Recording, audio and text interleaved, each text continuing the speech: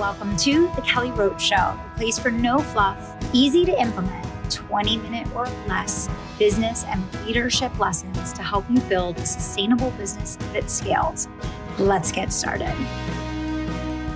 You guys, I have an amazing treat for you today. I have Mindy Paul on the show. He's actually one of our Legacy Leaders clients. He is just out there killing the freaking game. His energy is off the charts. He's changing people's lives with his work every single day.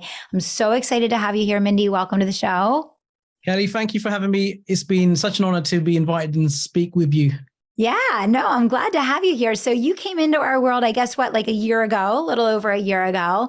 Yeah. And it's just been amazing seeing you just crush the ball in your business. And I want to talk about, obviously, I want you to share your journey as an entrepreneurship and a little bit of how you arrived where you are today doing the work that you're doing.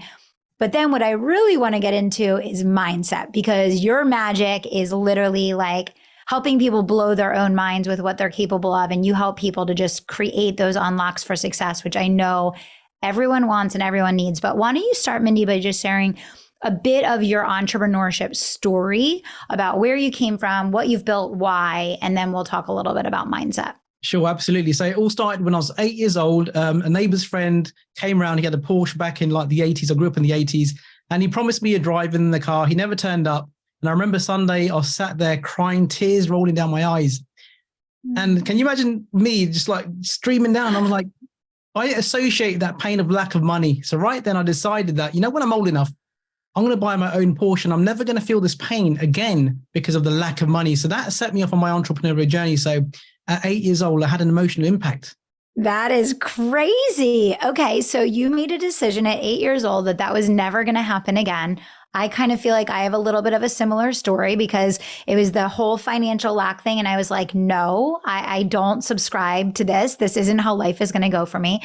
So when you got into the working world, Mindy, and even, started, breaking into the world of entrepreneurship, talk to me a little bit about like, what did that look like for you? Where did you get started? Why did you decide to build the business that you're running today? And then why don't you share a little bit about what it is that you actually do? Sure. My first transaction, I remember it clearly. I was around 13 years old in the school playground selling cigarette lighters. I'd buy them for $1 and sell them for free. And can you imagine, I was the most popular kid in the school. All the girls wanted to be my friend. They want to buy some flashy cigarette lighters. And I start to see like, you can buy something for $1 and sell it for free. Then it kind of just expanded, then I went into from then I went to lots of different things, import, export, product creation, development. And I'd always had this spark. I'd always have something around entrepreneurship. Something always excited me. Rags to riches stories really resonate with me because I thought if someone can go from rags to riches, there must be some sort of formula out there. I didn't know where it was a law. I knew there was some kind of magic. I knew there was some sort of magic. And I used to get into trouble as a kid at school. And I started to tap into my imagination and looking at the end result. What would it be like when I'm out of this trouble and I'm feeling the relief? So that led me on to across multiple different industries. And when things really changed for me, 2016, I fell seriously ill. I was rushed into hospital and I was given 48 hours to live. And up until that point, I was healthy, fit and healthy, had 2 young children. And you always hear of somebody else dropping dead. You never think it's going to be yourself. And here I was lying there. The doctor came and told me, look, next 48 hours, I'm like, my whole world turned upside down in a matter of seconds. And I remember right there, I lay in the hospital bed and I made 2 promises. One was that I prayed up to God. All right. I said, look, if you give me one more chance, God, I'm going to do everything. I'm going to fulfill my dreams and I'm going to do that. The second part of my promise was I'm going to make sure that anybody that I come across with never has to feel the regret. Lying on the deathbed, surrounded by the ghosts of your dreams with large angry eyes, like Les Brown says, staring at you and saying, now we came to you for life, now we must die with you.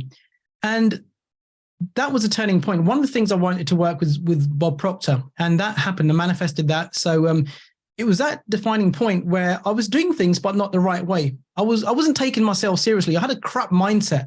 I would give up at the first hurdle I could, And I knew that I had to change because if I made a deal with the maker, I've got to keep it, right? And so this is how I ended up getting into this industry that I'm in now. Got close to Bob and the rest is history. So you're keeping that promise that you made. How many times have we all negotiated with our creator, right? And then, you know, as things change, it's like you slip away from those promises that you made, but you followed through on that promise and you've really dedicated your life to changing other people's lives by understanding just the power of intention, how to change your thoughts, how to change your life, how to change your mind. So share a little bit about like the work that you're doing in your business today and how you're helping people to transform their lives. The way I do this is like, I mean, I listen to all sorts of excuses from people why they can't do something, why it can't be done. Now, I was in £65,000 worth of debt across 5 or 6 credit cards at this time. So I knew that something had to change and I had to work on myself, not saying a bunch of affirmations, buying a couple of books and reading them and all of a sudden I'm a manifestation king. But I had to really like understand who I was. Now, I had to understand that I'm not just a physical body, you know, I'm something much greater and I don't know how much potential I've got.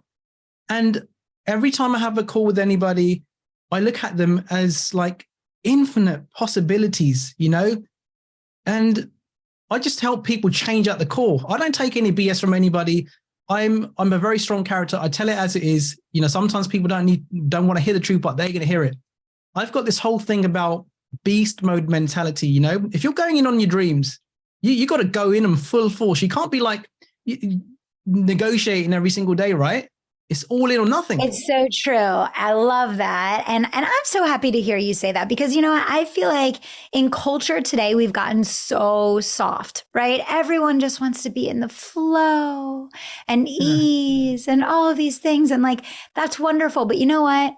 If you have a goal, if you have a dream, you have to be willing to go all freaking in and not like pussyfoot around it and dance around it and dabble in it and dip your toe. And you want it as long as it's convenient, right? But what you're talking about is how do you identify what that dream is for yourself and then literally commit yourself, stop telling stories, stop telling excuses, go beast mode on that dream and actually turn it into reality. Now, obviously, you see and hear people before and after that transformation all the time. So you get to hear a lot of stories and excuses. And a lot of times we don't even realize when we're telling stories and excuses that we are because we're so bought into our own BS, right? So Mindy, how do you help people get out of the story and really commit and dedicate themselves to whatever that next level is for them so that they can break through? Sure, that's a great question, Kelly. Now, number one thing like anybody needs, if they're going to achieve anything of consequence, is desire. Now, if you don't have that spark within inside you, okay, I can't really help you. Now, I can get that spark inside you. I can ignite it. I can put some fuel on that thing and blow that thing up. But you've got to want it bad enough. Now, one thing I say openly, and a lot of people don't really like me for this perhaps, is that I say like mindset coaches are the ones that have the biggest effed up mindset in the world. And I got told this. I was a mindset coach and somebody says to me, I was working with somebody, I was complaining, bitching, moaning why everything wasn't working. It was the marketing, it was this, it was that. And this lady says to me, Mindy, you're supposed to be a mindset coach and you've got the biggest effed up mindset in the world. And I'm like, wow, that humbled me. And I'm like, you know what? You know, anybody can have a Facebook profile with I'm a mindset coach, I'm a manifestation king or queen. But listen, results don't lie, right? Yeah, absolutely. Absolutely. So when someone is a high achiever, right? We have a lot of high achievers that listen to this show. We have a lot of people that have built successful $1 million businesses that are, you know, they're stuck at that income plateau. They don't feel like they have a money block. They don't feel like they have a mindset block, but yet they're not moving on to that next level.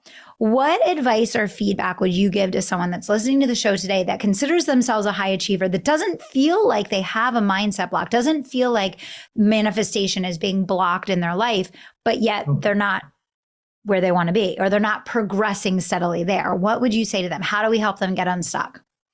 This is a great analogy. Now, I always say, you know, when you have a race, you have a finish line, right? Most people are already at that finish line, at the ribbon. So you need to get that ribbon and you need to like move it forward and say, look, I need to push this ribbon forward. How can I get there? You know, how can I stretch myself? What do I want? How can I go after something that I've never done before that frightens me and I kind of really want to get it? So if you knew how to get there, you'd already be there. So you are as far as you're going to go. And You can't, results don't lie. You are as far as if you could go further, you'd already be there. So it's like you have to be willing to go after it and take action, even though you don't actually know how you're going to get there. You have to cognizantly say, if I knew how to get there already, I would be there.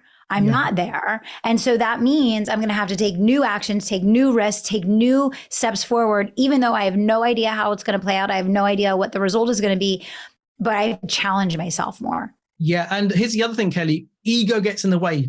I find when people are at a certain level, they feel they can't learn anymore. They feel they know it all. And ego is the biggest success killer. You know, we've got to park that crap up to one side, and you've got to find someone who's been where you are. And then, you know, you got to follow that person. Like what you do, Kelly, in your coaching, in your world, it's phenomenal. You see some people achieving some phenomenal results, right? So they come to you for a reason, because they know that they can't get there on their own. Yeah. They need you, and they've got to follow you, right? You've got to be coachable. Yeah. It's so funny how I think sometimes people take themselves out of the game by being uncoachable. I'll see a lot of very entry level people, for example, that will come into a coaching program and they'll say, this is too basic, you know, or I already know this. But yet they don't have the results that coincide with that basic thing, right? Whereas I feel like people that are champions that make it to very high levels are always like, no, there's always something for me to learn here. They're always humbling themselves over and over again to say, what's the perspective that I'm missing? You know, where is that opportunity in that fundamental that I can go further? I think so many times people that are stuck at low levels are stuck in ego that prevent them from feeling the exposure of putting themselves in a space of uncertainty or discomfort or fear. And sometimes we don't even have the awareness that that's what we're doing, right? Yeah, I see that happening all the time. You know, I know this information already. Yes, I've studied the law of attraction for like 15 years. I've read Think and Grow Rich. I've read that book. Yes. Okay. Well, why are you not getting the results? You know, you've got to put your hands up and say, listen, this is as far as I can take myself. Okay. I need some help. You know, if you need help, you got to call out for help. Put that ego to one side. It's a sign of strength, I always say. And speaking of Think and Grow Rich, I read that book every year. I've read it every year for, I think, 15 years now. I reread it every year and I get something new and something different out of it every single time. There's always something to learn. But, you know, when you talk about law of attraction, I think there's so many misconceptions, and I think that there's a lot of misunderstanding of how to actually engage with the law of attraction. So can you speak a little bit to that? Oh, wow. Yeah. Don't get me started on this one, Kelly. Wow. So, you know what? People think that just saying a bunch of affirmations alone, doing a visualization, you know, reading a bunch of books, but they forget that there's an action element of this as well, right? Now, the law of attraction, the way I see it is like, just imagine you've got a DVD, you've got a Harry Potter film, okay? And now on the big screen, you want to watch Friday the 13th. Now, you're only going to watch what's on this big screen if you plug that video in, right? So we try to visualize big goals, but if we're not programmed, if we don't have that program in our DVD, our subconscious mind, playing the right image, we want to earn $1 million a month. If we don't have that program, just because you're visualizing something, just because you're saying a bunch of affirmations, doesn't mean it's going to happen. You know, so there's programming involved in attraction. And that's what people don't talk about. Your beliefs have got everything to do with what you attract into your life. You know, the movie The Secret came out, which was a great movie, but I think that confused the shit out of a lot of people. Yes. You know? Yes. Because it removed the action piece. It did not explain personal responsibility. And I love The Secret too. And I love the law of attraction, all those things. But yeah, they forgot to mention the personal responsibility piece of how to bring the magic to life. Responsibility. Right? I love that word, responsibility, right? Yeah. Yeah. So there's so much more that goes behind that. It's not just a bunch of like, just some manifestation, close your eyes, and you know, you got to be consistent with it. You know, you could everything could be, you could be good when times are good, but when you have them dips and you got stuff that's going on in your life that you don't expect, that's when it counts. That's when you've got to be in that high vibration and living from like already being there, right? Everybody can do it when the times are going good. It's when they're not going good, that's when you've got to be solid. For sure. So when you think about creating an environment, like I'll say in your mind and in your body, creating an environment in which manifestation and the law of attraction can actually be engaged, what are some of the things that you would share with the listeners today in terms of like actually getting themselves to a state where that's going to work for them, right? Because it's so much more, like you said already, beliefs and vibration and mindset and all of those things. Like, what would you say are the first couple steps to create an environment internally in which you can manifest externally? I love that question. So the first thing I always suggest is the identity, right? You got to have the identity of where you want to go. You got to know what that feels like to be at your goal. We become what we think about. We could say we become what we feel about. Okay. Yeah. But we've got to firstly create the identity. All right. What would I be? Who would I have to become if I was going to become a millionaire? What would I have to become if I was going to become a multimillionaire?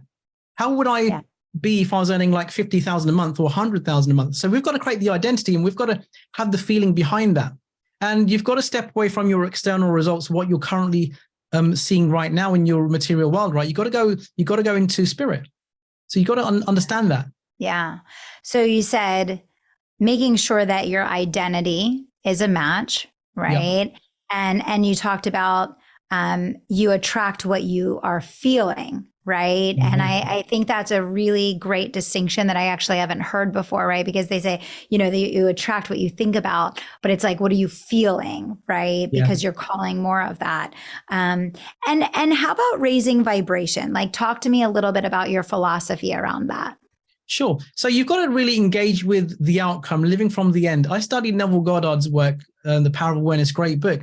Now, we've got to identify, firstly, what does the end look like for you? Okay. How does it feel? How would you be if you're already there?